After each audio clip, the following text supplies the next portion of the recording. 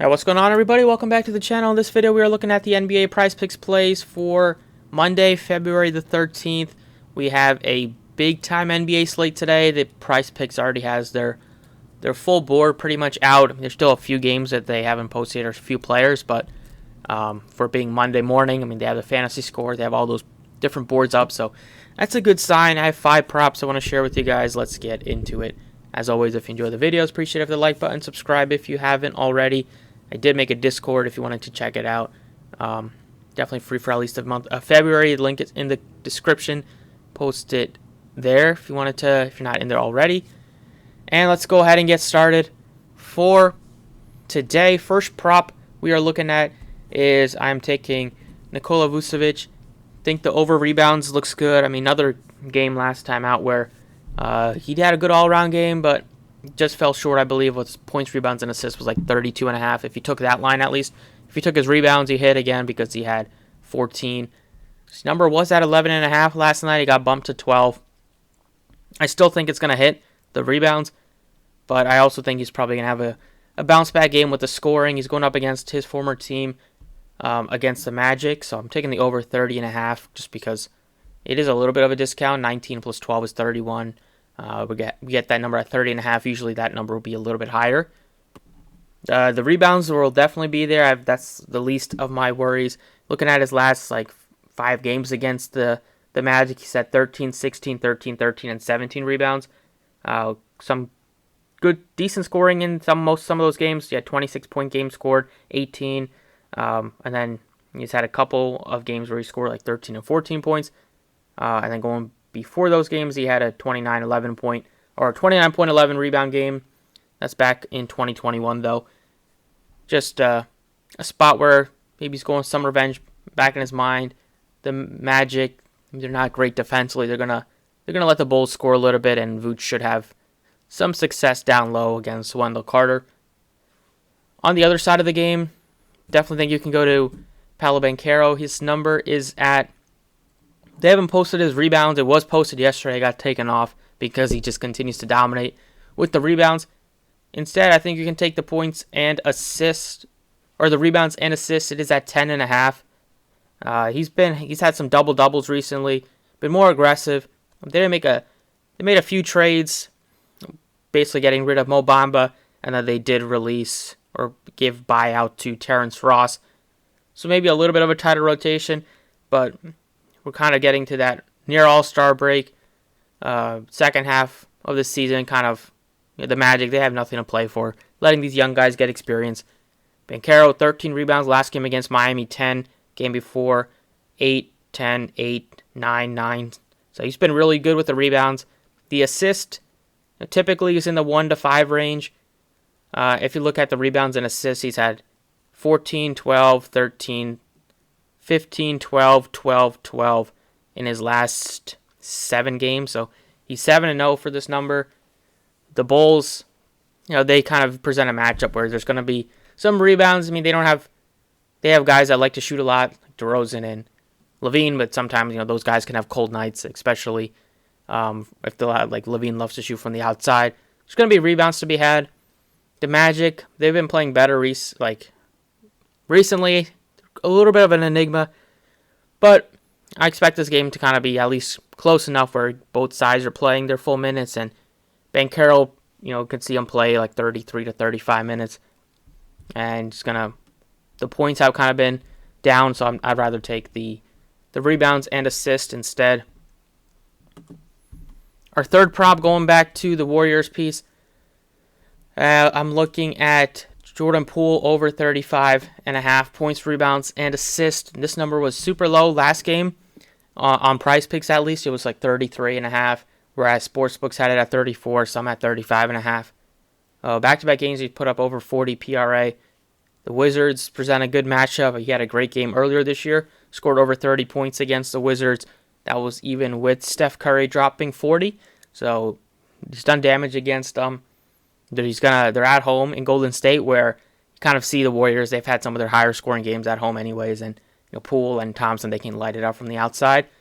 So I like both guys. Poole's done better with the rebounds and assists, so he's probably a little safer to take the PRA than like Klay Thompson. Even though I do like Thompson today, I wouldn't hate you if you wanted to take his PRA. I've been taking it the last couple games. Last game, just he just struggled with the shooting, which kind of killed him. But today, looking at Poole, look what he's done recently. It's been good scoring. The minutes are up 37 last game against the Lakers. He's seeing good minutes in close games. He played 34 against Portland. Even in limited minutes, just 29 against OKC, still gave you 37 PRA. And then games before that, he only played 26 against Dallas, 26 against Denver.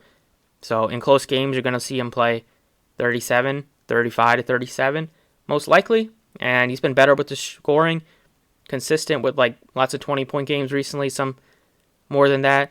And the assists are there. The rebounds, he's had some games he's had 3+ rebounds in 4 of 5. And last game, he chipped in 5 rebounds. Some of those games, like I say, played under 30 minutes. So I like taking all 3 for Jordan Poole, the way that he's been going.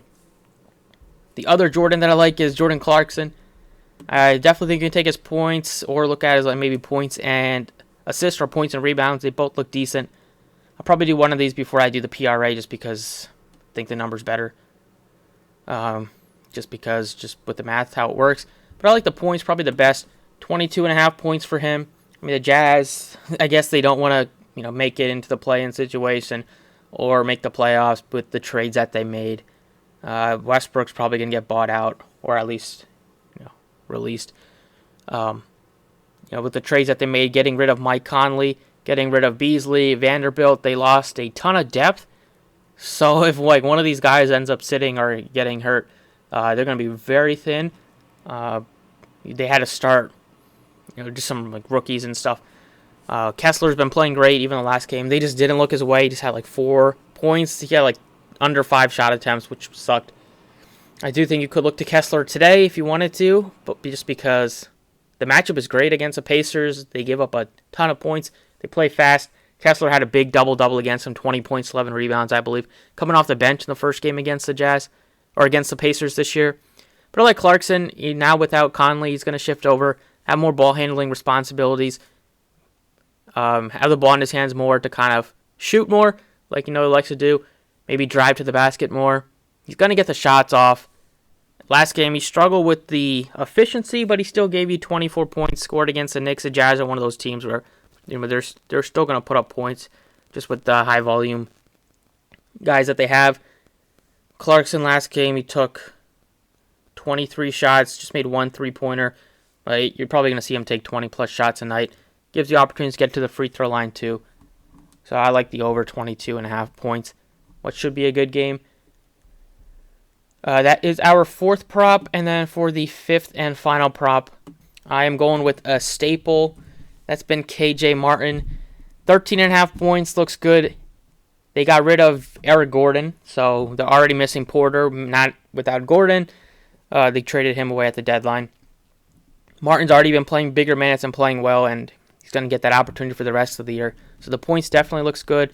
Points and rebounds, I don't mind it either. I probably like the points better just because you're going to need 8 rebounds out of, you'll need 7 if he scores 14 points. The points and assist, it's not really much of an assist guy. Maybe you can get lucky with 1 to 3. But I like the fantasy score, honestly, probably the best.